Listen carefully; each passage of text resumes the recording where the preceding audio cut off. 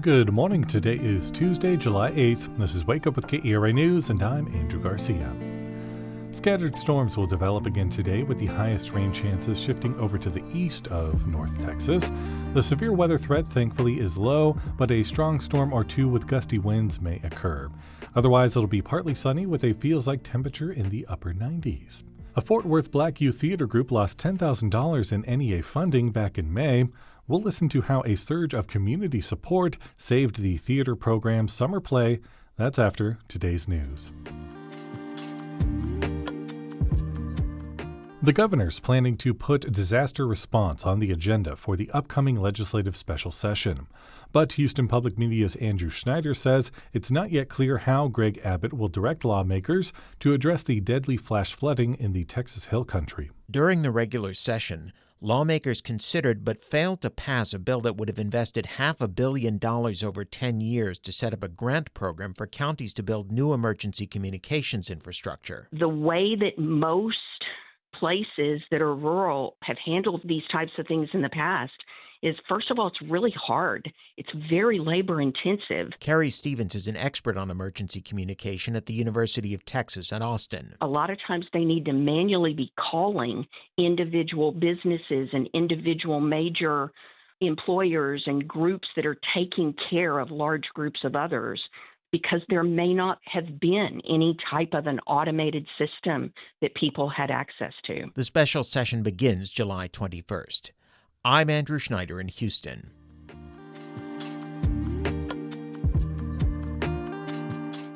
The State Commission on Judicial Conduct has disciplined a state district judge in Dallas County. Disciplinary documents say the commission reprimanded Amber Givens June 23rd for allowing her coordinator to impersonate her online 4 years ago. Givens was also admonished for putting a man in jail and revoking another offender's bond after she had recused herself from those cases.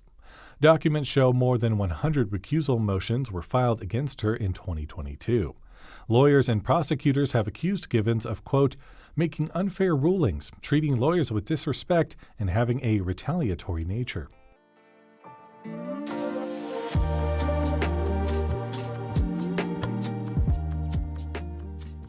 In May, 13 North Texas arts organizations lost over $350,000 in grants from the National Endowment for the Arts.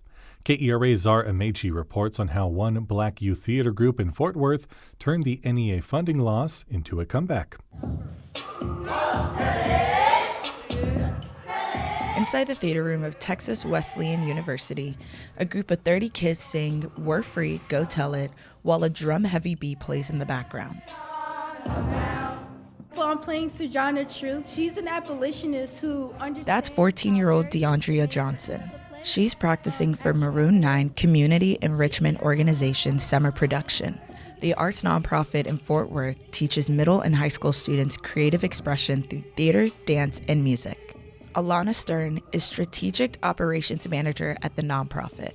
We have mental health professionals come in, we've had chefs come in, we've had barbers come in, so we're not just pouring the arts into them, but also, various career paths that they can pursue. For the past 6 years, the org has produced a summer play. This year's play is Harriet Tubman, Take My Hand and Follow Me. But just 2 months ago, the summer play was almost canceled. Siobhan Davis is the executive director of Maroon 9. This year, she says the organization budgeted $25,000 for the play, and for the first time, $10,000 was coming from the NEA. Didn't really realize how much of a big deal it was until we got it. Then, on a Friday night in May, Davis received an email announcing her funding was terminated. Ooh, I was devastated, but I wanted to handle it with grace. I did not want to bash anyone. I honestly didn't want to tell anyone, I'll be honest. The NEA gave a limited explanation for the cuts, stating it was updating its grants policies to align with the priorities of the president. Overnight, about 40% of Maroon 9's budget was slashed. I know the students that I have here who need this program, who need a safe space to be throughout the week. This is the group that we could not play around with. They need this. Like many arts organizations that got the news, Davis was left confused. She did appeal the decision, but has yet to receive a response. So Maroon 9 launched a campaign to raise the $10,000 themselves. On day one, the organization raised $725. That alone felt like a victory. So I totally I transferred it right then. I was like, okay, just in case this disappears, let me go ahead and get this over. But then, something unexpected happened.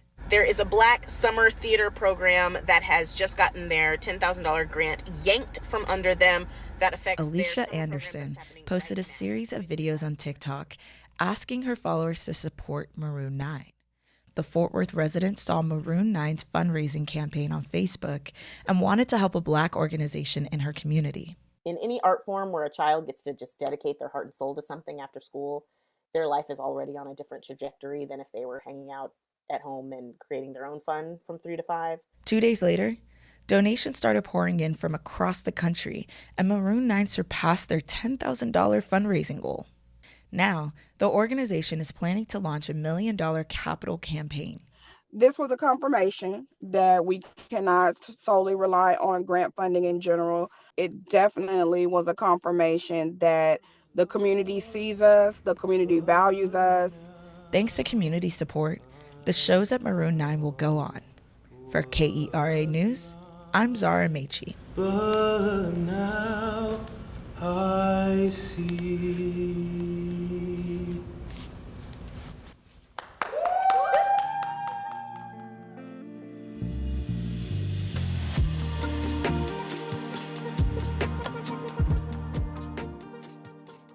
The Dallas Wings lost big last night, giving up 102 points and only managing to score 72 themselves. Despite a recent run of stronger play the past few weeks, the Wings still find themselves at the bottom of the Western Conference at 6-13. They'll continue to try and find their footing against the Sky tomorrow. The 2024 Basically Beethoven Festival opens its free chamber music series on Sunday at Moody Performance Hall in Dallas. Pianist Ludmila Georgiskaya performs a program that includes selections from Claude Debussy's Preludes Book No. 1 and Joaquin Rodrigo's Four Andalusian Pictures. For more information and some other fun things to do, visit our Go See DFW calendar at kera.org/calendar.